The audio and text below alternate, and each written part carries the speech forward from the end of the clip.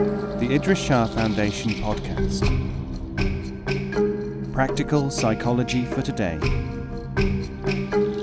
Featuring the works of Idries Shah, voiced by David Ault.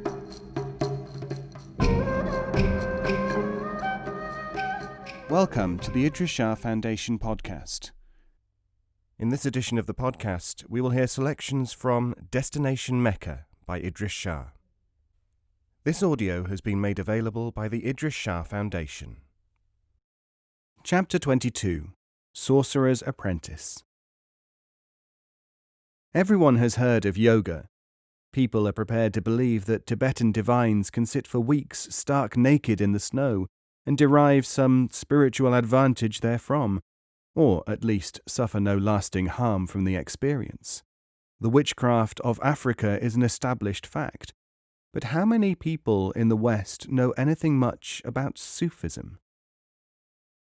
The mystical philosophy of the Muslims is one of those things which is an open secret to the people of the East, yet as impenetrable to a Westerner as anything you can imagine. It is practiced by perhaps 10 to 20 million people. In some places, such as Muslim India or Afghanistan, almost every adult male is affiliated to a greater or lesser degree to one of the four main orders. True, there are books on the subject in English. Certain Western Orientalists, ridiculous term, have even made a special study of it. Some of the East's greatest literature has been written by Sufi mystics, and this has formed the source of material for the plausible but useless books explaining Islamic mysticism to the West. Writing as I do in English and for a Western public, I can understand some of the problems that Orientalists have to face in trying to describe something for which there are no precise parallels in European thought. It is easy to simplify, easy to get a general idea of Sufism, possible to put down on paper general remarks which seem to have authority, but merely scratch the surface. This is the temptation to which too many of the otherwise highly respected professors of Oriental studies have succumbed. For I would rather go on record as saying that these sages understand more than they write, but find it hard to write it, than to hold that they understand it not at all. Perhaps the difficulty can in part be likened to the task of an outsider studying Freemasonry. Those who want to go further into Sufism will have to seek elsewhere than in these pages for a deep presentation of the cult. All that I can hope to do here is to give a general outline of some of the main features of the system and then plunge into my story, for this, after all, is a travel book, even if it does not dwell upon every moment of my journeyings, and deals with my search for the unusual and the highlights of what I actually saw and heard in the Middle East. Sufism is organized mainly into four schools, or semi-monastic orders, each deriving from a teacher who developed a rigidly organized system of recitations, exercises, and studies. The object of this effort is the refinement of the soul and the unification of the mind of man with that of God. Sufism is Islamic, and for that reason it is held to be impossible for a non-Muslim to become a Sufi. A staggering number of miracles are attributed to Sufis, including foreknowledge, levitation, power over trees, plants, and other natural things, curing of disease, flying from one place to another, and supernatural power in most of its aspects. Time as we know it is of little interest to Sufis. They claim to be in contact telepathically with one another irrespective of time and distance. Long-dead saints are believed to be in active contact with living divines. These are the people known as dervishes in Turkey and elsewhere, and many of those who have the name of fakir, i.e. humble, in India. A son generally joins the halqa, or circle, to which his father belonged. There is no celibacy in Sufism, and no set time for the transition between one stage of power and the next. All depends upon individual progress. The Sufis, incidentally, do not believe in reincarnation, but rather in the unreality of death. Now, Sufis do not preach the cult. It is up to the enquiring youth, for such he generally is, to seek out a Sufi circle and apply for admission.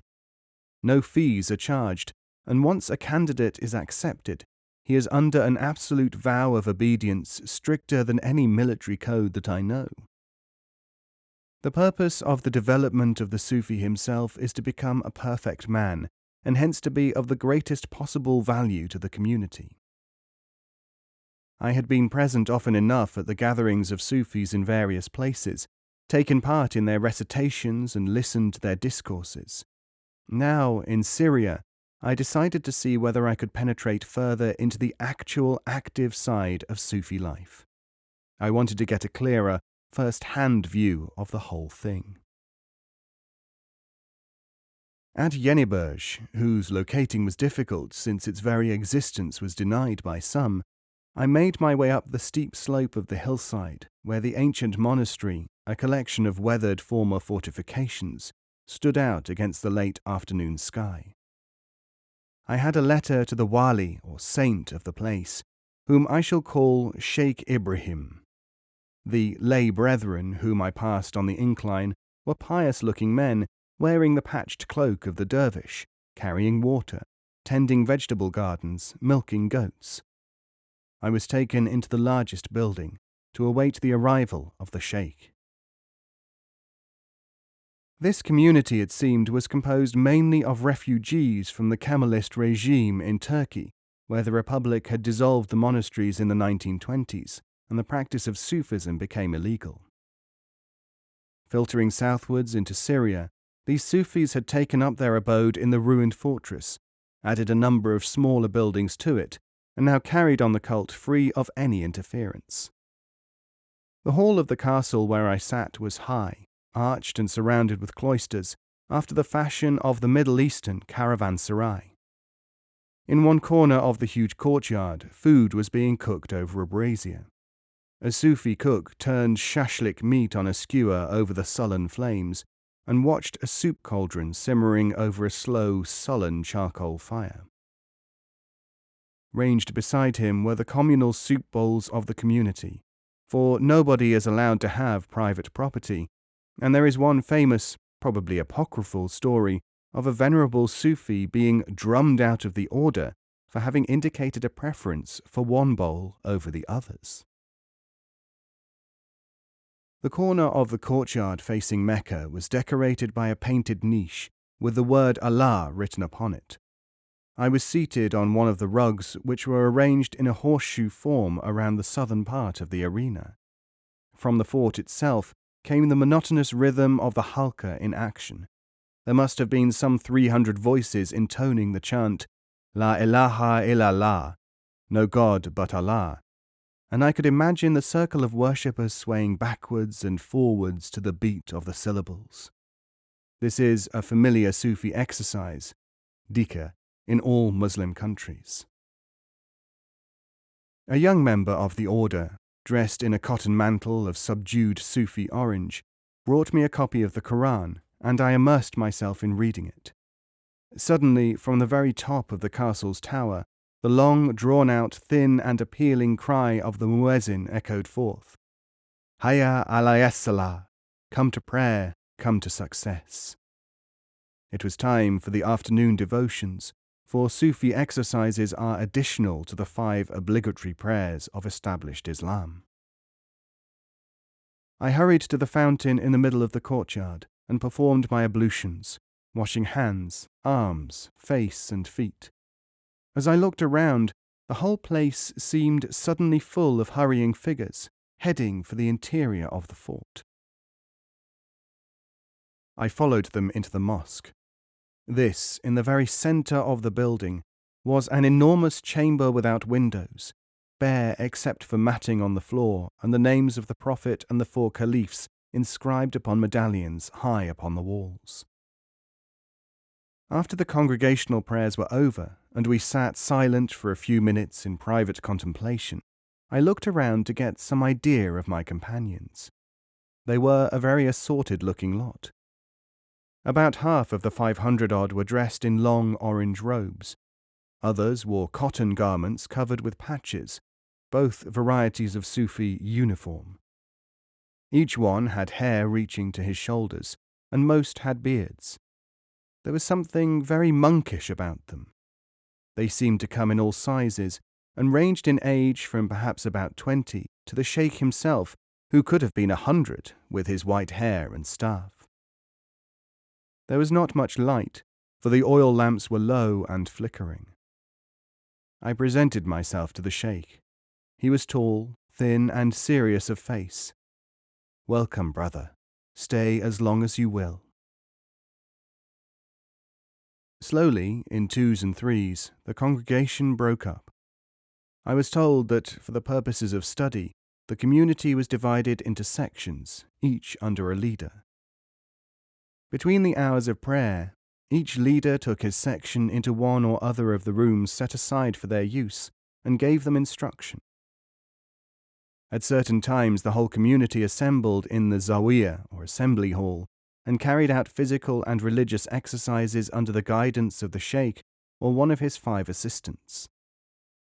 These assistant sheikhs were the most developed spiritually after the sheikh, and one day one of them would take over the saffron robe of leadership of the monastery, while the others would go out into the world to form their own communities.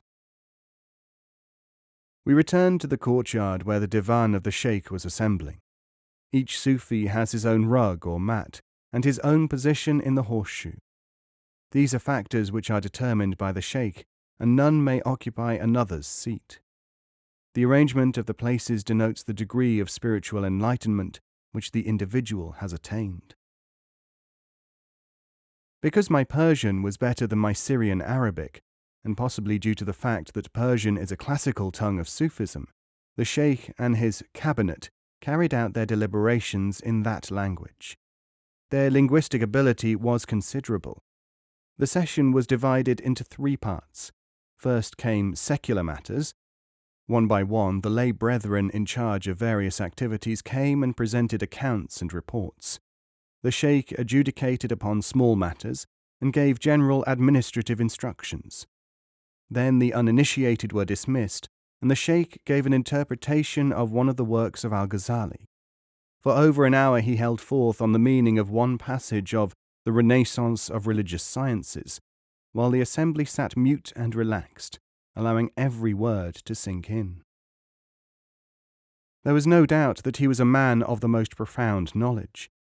Speaking without a note, and without even the text before him, he interpreted an obscure part of the most difficult work of Islamics, with profuse literal quotations from the Quran, which he knew by heart. Up to this point, silence had been obligatory upon all. No questions might be asked. Now, however, came the debate. One of the Sufis had challenged another to a debate upon the reality of existence and the meaning of time. First one spoke, then the other. Then the first was allowed to reply. Poems and passages from classics were recited to embellish and elucidate points. A number of works of vast erudition unfamiliar to me were quoted in extenso. Then the others were asked as to whether anyone wished to comment upon the debate. One by one, 3 of the more important Sufis spoke for and against the motion, as it were. Then silence. The sheikh summed up the entire range of the arguments and gave his verdict, rather after the fashion of an appeal judge in England. This was probably my most absorbing experience of all during that Middle Eastern journey. This seemed standard enough procedure here, but the range and depth of the proceedings, entirely extemporaneous, were amazing. Now, as the evening shadows were gathering, we lined up for our food at the kitchen on the other side of the square. Each man was issued with a bowl filled with vegetable soup, in which pieces of roast meat had been included. A large, round, unleavened loaf was added, and a bottle of water from the well. We sat round in a circle, eating, as is the custom, in complete silence. There was no order of precedence in meals, and the sheikh sat next to a beardless youth, while I was flanked on the one side by one of the superior sages, and on the other by the cook himself. When we had finished and washed our hands, faces, and bowls, we performed the evening prayer in congregation at the mosque. As I was leaving, the sheikh took me aside and asked me whether I would join his halqa at the special devotions that night. Trying not to show too much delight, I agreed. He told me to be in the mosque at midnight. I had about 4 hours until then, which I spent exploring the monastery. In one room, 3 dervish tailors sat, repairing the garments of their fellows with bone needles by the light of oil lamps. Clothes were, it seemed, communally owned. Next door was the weaving shop, where material was made from goat hair for sale locally. In the library, 12 copyists sat laboriously illuminating manuscripts of the Quran and the traditions of the Prophet. As each page was finished, it was checked for accuracy 5 times, and then passed to the chief librarian, an elderly Yemenite, to be finally pitted against his memory. My guide, Abdullah, had been with the monastery only 2 years, before which he had been a doctor who had taken his degree in Berlin. He told me a remarkable story about the librarian, which I give here just as I heard it. Last year, a wandering dervish came this way and asked if we would lend him one of the manuscripts. It was the only copy we had, and normally it would not have been lent under any circumstances. But the sheikh agreed because the wanderer was known for his piety and complete indifference to things of the world. It was not thought possible that he would lose it or sell it. Unfortunately, we miscalculated. When he reached Damascus, the dervish met a man who he thought would benefit more by the book than he himself would. So he lent it to him. This man died on a pilgrimage to Mecca, and his effects were dispersed. Nobody knew where the book was. When the news came to the librarian, he simply sighed and wrote out the book from memory. I believe that this may be possible because the practice of committing to memory is not uncommon, and very many children are schooled in this technique by having learnt the Quran by heart. This takes 2 to 4 years. The Quran being in rhymed Arabic, the task is easier than it would otherwise be. There were about 30 dervishes in the mosque when I arrived just after midnight. After a few minutes, the sheikh appeared and led us across the courtyard into a subterranean chamber about 100 feet long and half as wide. The ceiling was low, the floor was thickly carpeted with Persian rugs, the walls were whitewashed and quite bare.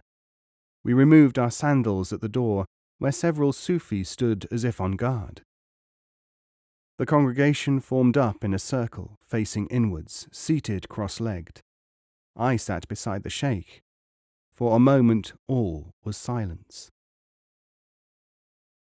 Then the sheikh intoned the words, Allahu, about 6 times in rapid succession. From the other side of the circle, the cry was taken up. Soon every one of us was repeating the phrase, God exists, as fast as we could, still maintaining a rhythm. Then, slowly at first, edging into the recitation, about 10 of the dervishes added the word Akbar, Akbar, Akbar, Akbar, Akbar, Akbar. The phrase now ran, God exists greater than all else. As the rhythm was established, the bodies of the devotees swayed backwards and forwards in time to the syllables. I noticed that a few of them seemed to be more affected than the rest. Some had their eyes closed, others had a fixed, wide-eyed expression. There were small beads of perspiration appearing on every face. Then, as if in response to a signal, half of them started to clap in monotonous time, and the shouting grew in volume, thrown back by the bare walls, seeming to reverberate through one's entire frame. Allahu Akbar, Allahu Akbar, Allahu, Allahu. Then it faded, and finally there was silence again. I looked around me. 3 of the dervishes seemed to be in trances. One lolled forward, eyes closed, head on his chest, arms clasped before him. The other 2, with eyes wide open, were directly facing me, and such was the intensity of their stare that I could not face it. There was something uncanny about the whole thing. Even the room seemed to have become uncomfortably hot, though I knew that it should be cool at this time of night, underground. I began to feel that my own senses were being affected. I thought I could see something standing beside me, a man with a beard, towering, surely far too tall for a real human being. He wore long robes and had a staff, no, a snake or something in his hand. I was shaken out of my reverie by a touch on the arm by the sheikh. He beckoned me closer, and I turned towards him. Into my ear he said, "Remember this. You are going to be a big man, an important man. I see you walking about in a large garden. There are roses, there are tulips. You are going into a huge palace. There is a red carpet on the steps. You are asking for something, and it will be granted." He stopped, his voice becoming so slow that it sounded almost funny. I whispered in his ear, "You are speaking of the past, great sheikh. These things have happened. I am a poor man now and probably will remain so. I have no hopes of being great or powerful." The sheikh had described, in a rather garbled form, things which had happened to me. He spoke again. "I make no mistake. They may have happened, but they did not happen like that. Your life is a set pattern, and I want you to know that this pattern will come round again, but slightly different. Here is a watchword. Build to the sea." "I do not understand you." "Never mind. Stop thinking. There is fear in your heart. Nothing is going to happen to you. Why should you worry?" I still do not know what build to the sea means, or whether the sheikh snatched some images from my memory and retold them to me, or if so, why. This is in any case not the main point of the story. I decided just to let the whole thing roll over me, as it were, and sort out impressions the following day. I knew that Sufis are not dangerous, and anyway I had little to lose. Suddenly, one of the dervishes stood bolt upright and shouted something which I did not understand. Immediately he was followed by 3 more, then another. Together they drew apart from the rest and started to whirl anti-clockwise, at first slowly, then faster and faster. These were the actual dancing dervishes of the Bektashi order in action. I would have given anything to have had my camera with me. This thought brought me fully alert again. I decided to think of secular things to clear the brain. I thought of the smoky lighting, not much good even for a fast lens and hypersensitized film. At that speed of movement too, it would have been impossible to get a picture without flash. Flash would not be allowed. Then, as if he had been struck by a heavy blow from behind, the tallest of the whirling dervishes collapsed in a heap on the ground. Then the one next to him, then a third. They rolled over where they lay, eyes open, glazed, faces turned towards the ceiling. The other 2 continued their dance. This time they were circling one another, repeating "Hi, hi, ha, ha, hu, hi, Allah" at the tops of their voices, with arms outstretched like so many birds in mime. None of them seemed to go into a trance. After a few more circles, they came and sat down quietly, outside our squatting circle. Then another, who had been sitting quietly passing the beads of a rosary through his fingers, gave an unearthly shriek and fell forward flat on his face. Gently the sheikh turned him over. His eyes were shut, and his breathing was so shallow that it was imperceptible to me. We sat for what seemed only a few minutes more, when the door opened and one of the brethren called the summons to the dawn prayer. The session had lasted all night. The recumbent figures came alive at this. All the Sufis then shook hands and greeted each other with salams, as if they had been separated for some time. It was at this time that I felt an almost overwhelming urge to stay at the monastery and to take part in their ceremonies. The sheikh knew it, for when he took my hand he said, "Your time is not yet. You have places to see and people to meet. Remember what I have told you." I asked him later about the state of the dervishes whom I had seen in a trance. He told me that according to their belief, they were in a state of nearness to the supreme power, and that in order to commune with it, this state of ecstasy required that all connection with the physical body should cease, a sort of short-circuiting of the nervous system. I told him that I had seen such things in hypnosis and also in mediumistic trance. Yes, I know about these things. They are called ruhaniyat and are against Islam. Our trance is different, and each time the person achieves it, he becomes more powerful in the spiritual sense. You cannot say the same for ruhaniyat. You must remember, he went on, that our exercises have little to do with ordinary, mundane magic. In a sense, we are cultivators of a divine form of magic, but the normal and worldly magic is to be found elsewhere. If you want to see that, why not amuse yourself by visiting Musa the Jew who lives in Damascus? I asked him whether he did not think that magic of that kind was dangerous or deceptive, or perhaps diabolical. Everything is bad in accordance with the use to which it is put. Sufism cannot be put to evil uses, simply because its power comes from God. Mundane magic can be put to evil or good uses, just as any non-spiritual thing can be put to such uses. If you want to achieve an evil end by magic, you can, and if you want to accomplish good, you can do so. What you do not understand is that you do not yet understand, except very approximately, what is evil and what is good. That is why it is best to stick to Sufism, which is entirely and essentially good. And now, as to how I became a sorcerer's apprentice. I travelled down from Yeniburj to Damascus without having any precise plans for bearding Musa in his den, but thought that he might care to give me some ideas on magic if I showed interest. And so it turned out. Musa, or Moses, the Jew, lived in a small house not far from the great bazaar in Damascus, and still does, as far as I know.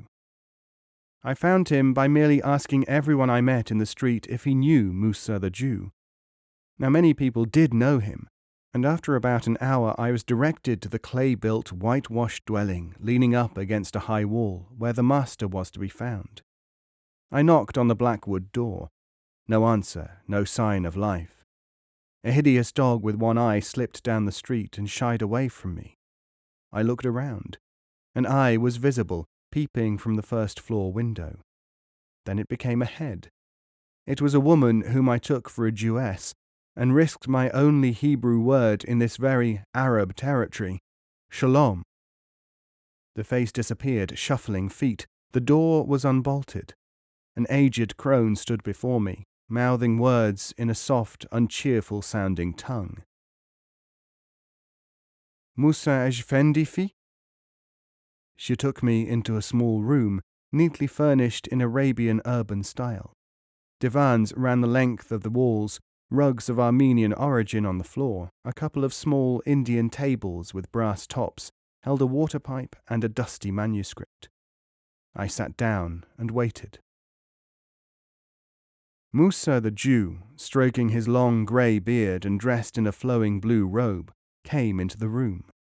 He smiled, his creased face and blue eyes giving a strange effect of half pleasure, half caution. He certainly did not exactly correspond with my idea of what he might be like. The black skull cap was there, the robe, the patriarchal beard, but the size of the man! He must have been well over 6 feet tall and broad. His hands were large, and on his right thumb there glittered a red-stoned silvery ring. He came up to me and, before I could rise, took my hands in his, then sat beside me on the divan. A small boy appeared with coffee on a tray, and we drank the first sip in silence. I am Musa, son of Yusuf, he spoke in heavily accented Arabic. I had the idea that he might have been some sort of Central European from his speech. I have been told that you are the master of unusual sciences, and as a traveller and seeker after knowledge, came to salute you, O sage. You are not an Arab? No, I am a traveller, the term that is used in these parts by someone who does not wish to identify himself with any particular country or people. Muslim? Yes. How did you hear of me? From Sheikh Ibrahim, saint of the Bektashi. And from anyone else? From the many with whom I have spoken, among whom your knowledge and piety are legend. He smiled. From Sheikh Ibrahim, you mean? Well, he is a good man, though somewhat narrow. Islam considers that everything that came before was superseded by itself. Is that not so? Anything you say, O sage. Well, if you want to see something of interest, I can show you things that will surprise you. But I want you to know that you must become my assistant for the purposes of these experiments. This will mean that you must not teach any of the arts to anyone who is not fit to know them, and you must also promise that you will not exercise the art except when you are convinced that in doing so you will be in harmony with the destiny of people and of the world. I am afraid that I am not at any stage which would enable me to determine such things. That is so much to the good. Regard these experiences, then, as merely for your own education. When people come to me, it is generally to achieve something for them, or to take them as students. I do not do either, in most cases. Musa led me to an even smaller room, where coloured tiles formed the floor and walls. In the middle, a fountain played. Here you will bathe yourself completely, understand? When you are ceremonially clean, put on the white robes and sandals that the boy will bring you. Then enter the room opposite, and do not before. If you want anything, clap your hands. I was not at all sure as to what I had got myself into, but decided to go through with it. Half an hour later, I was ready. On my feet were a pair of new white sandals. The robe consisted of a long cotton garment with wide sleeves and 3 or 4 signs embroidered on the breast. A white skull cap was also included, so I put this on. With some apprehension, I edged open the door of the magician's parlour. He was seated at a large table, surrounded by a bewildering array of what was probably alchemical apparatus, test tubes in bank after bank of racks, retorts, crucibles, stills of flame-proof glass, bottles containing red, white, and green liquids. As the door opened, he waved me to a seat at the same table. On the black surface of the table was a large book, bound in vellum, with characters inscribed on its pages. The sage was turning the leaves with a look of intense preoccupation. I looked further round the room. It was oblong, and we were sitting in a narrow part about 1/3 of the length, which was divided from the rest by a white line. The remaining portion of the floor was marked off into a large square. Within this, concentric with the square, was embedded a double circle in iron. Inside the circle were inscribed signs in Hebrew words. Standing in the circle were such things as a brazier filled with burning charcoal, 2 candles in sticks, a vessel containing water, a manuscript, and a high table or altar. Are you ready? Musa took a long bared sword in his hand and took me by the arm, muttering as we entered the circle. He made me stand on a spot marked with a star design, and told me that if I moved from that point, no matter what happened, I might die. So stand still. I didn't believe it, but I stood still just the same. That sword did not look too reassuring. There was a crackle and flash as Musa threw some powder on the fire. A sweet, heavy odour began to rise from it. He handed me a book. Read this. I cannot. It is in Hebrew.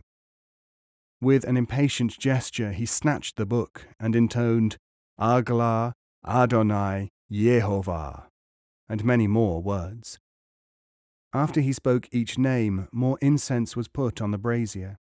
The room began to feel oppressively hot, in spite of the fact that I was wearing only the thin cotton mantle. I began to think of the same sort of atmosphere up at Yeniburj. Another flash of fire as the magician plunged his blade right into the fire with a fierce, almost furious movement. From the breast of his white robe he took a piece of paper with a 5-pointed star drawn on it, and intoned a number of sentences in a hostile and heavy voice. Then the whole thing started all over again. I was getting a little tired and wondered when it would all end. Suddenly, through the smoke of the incense, Musa pointed with a white metal-bound stick to the opposite wall. Something seemed to be moving. As I watched, I saw that it was a picture, rather like a 3-dimensional colour film. It was a scene, a picture of Cairo, as if taken from a stationary aeroplane hovering above the city. It did not move from side to side like an ordinary movie, but just grew larger, as if we were swooping down from an immense height. Soon I could see figures in the streets, crowds, trams, cars, even peanut sellers. It was a scene I knew well, though never from this angle. Then the angle changed. We were over Rhoda Island now, and moving towards a house set in palm trees on the island itself. The camera seemed to alight on the roof, and then moved with incredible rapidity to a scene within the house. This was a large, airy room. About 12 men were seated round a long table. They were dressed in the blue robe and red turban of Azhar University. Before each one was a notepad, ink, and some sort of agenda. We, or the camera, or whatever it was, hovered over the table. One man was talking, and the others sat listening. I could hear no sound, but the man's lips were moving as if in an emphatic speech. "What is he saying?" I spoke to Musa, who was dropping more incense on the fire. "I hear him. You cannot. Silence, this is important."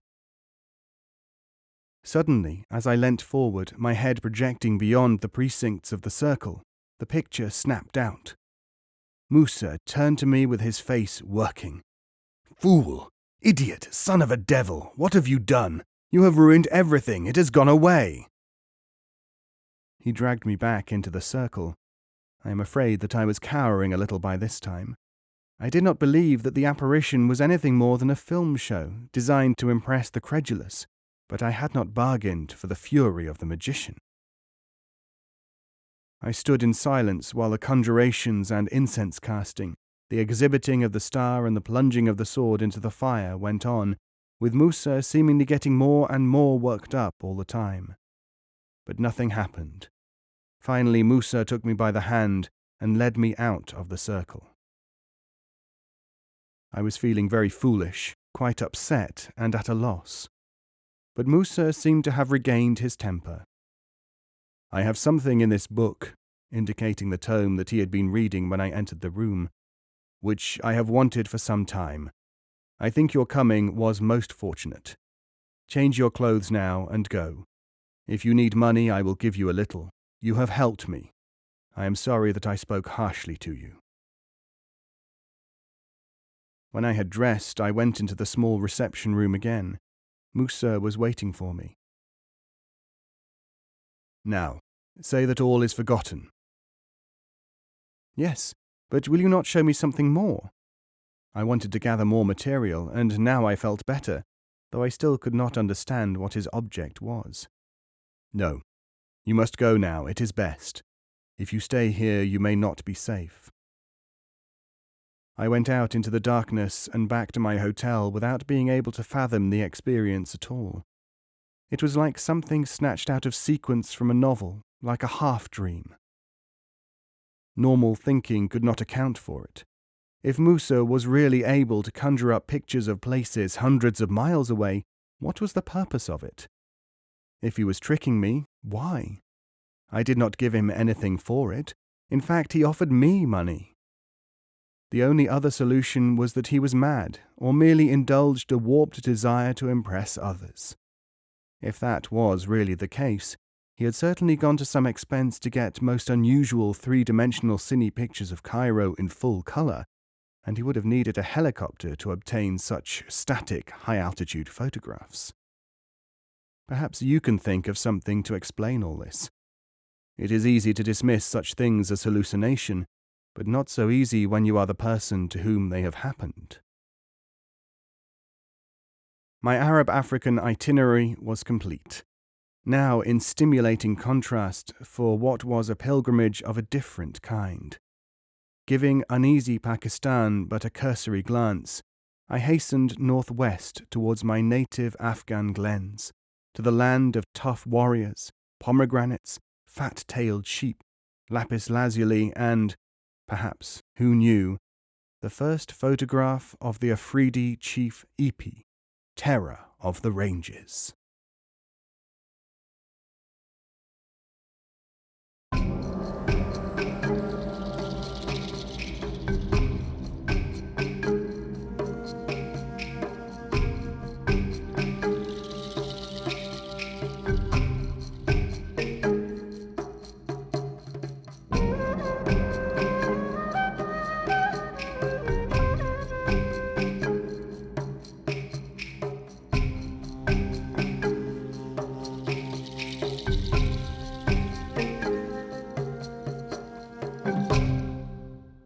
This podcast is copyright 2018, the Idries Shah Foundation.